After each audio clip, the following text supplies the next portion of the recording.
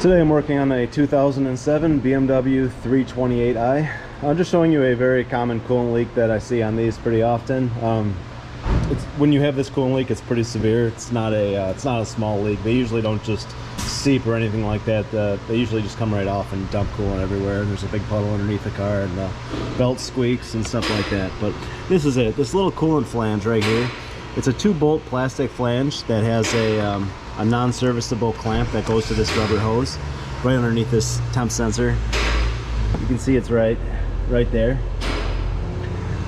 Yeah, well, what happens is this right here, I kind of pushed it back on there temporarily, but you can see this is what happens. They just break right off.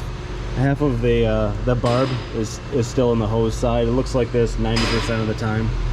And yeah, so it just dumps coolant over the drive belt, and you get a low coolant light, and it's not too hard of a fix. The part comes like this.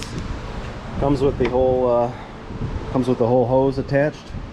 Here's the end with the flange. You can see it's got an O-ring, and that O-ring, you know, is usually pretty good. I don't see them leaking any other way or fail in any other way other than that, you know, usually. But yeah, so pretty much all you gotta do is undo these 2 screws and then start working on these clamps up here. This clamp right here, it's pretty easy to release if you just have a 90-degree pick, you know, like this here.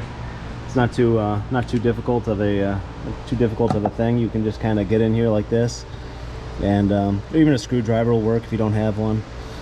And you just open it up and push it out like that. The other one's just a open clip, so you can just pull that away, and this is just open, so you just push out on it, and then the hose is pretty much free up top. So where this attaches is the back of the thermostat, which is a little bit of a fight. So what I'm going to do now is take these 2 bolts off and take this flange and just pull that out with a little screwdriver. I might have to pry it out of there. They come out pretty easy though. You can see what has to happen. It's not a big deal. And then I'm going to lift it up and show you underneath where this goes and how to get to it. Alright, so this is from underneath. It's kind of hard to show you, but if you look right here where the screwdriver is heading, the screwdriver's in my way. One second, I'm going to figure this out. Right there in the back, that's the hose clamp you need to get to. This right here where I'm pointing, that's the one. The hose wraps around the back of the thermostat housing and goes right to that. That's another reason why this is kind of a good job to do while your thermostat's being replaced or your water pump is out. It makes it a little bit easier. But I'll show you the tool I use to get to that.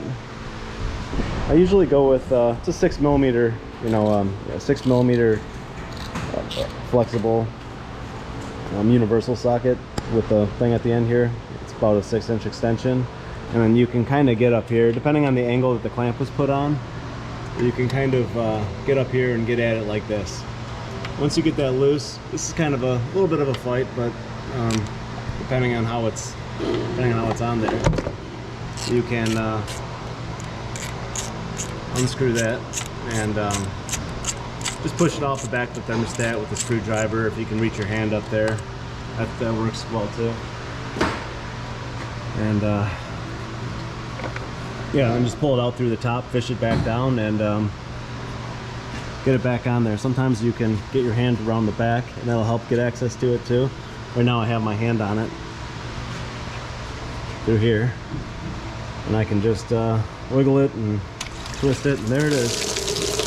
So yeah, not too bad of a job really.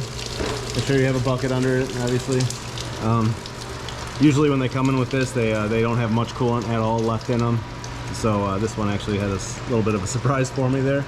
But yeah, good idea to replace the drive belt when you do this job too. The drive belt has, you know, when that breaks, it contaminates it. It's got a bunch of coolant on it, and you know, and they'll start squeaking, and there's just about nothing you can do to make them stop. So it's a good time to replace it. You're already in there, and yeah, that's all. So another thing is, I like to put, when I'm sticking this new one on, put a little bit of brake grease, Sil Glide, something like this, works well.